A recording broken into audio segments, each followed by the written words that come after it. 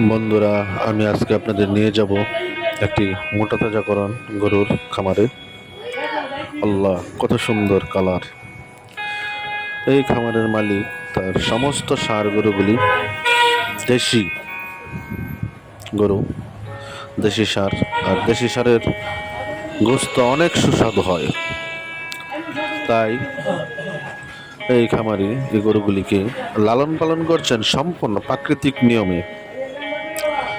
এই গরুদেরকে, এই ষাঁড়গুলিকে খাওয়ানো হয় ঘাস, খড়, সাইলেজ, অল্প কিছু দানাদার খাদ্য। গরুগুলি দেখতে অনেক ভালো, অনেক সুন্দর। আমাদের বাংলাদেশে অনেক বেকার বায়ান আছেন যারা কোনো কাজকর্ম করেন না, চাকরি আশায় বসে আছেন। তারা চাকরির আশায় বসে না থেকে এই ধরনের গরুর খামার করতে পারেন ও খামার করে দেশ, জাতি এবং নিজের কে স্বাবলম্বী হিসেবে গড়ে তুলতে পারেন। গরুর রঙগুলি দেখেন কত সুন্দর।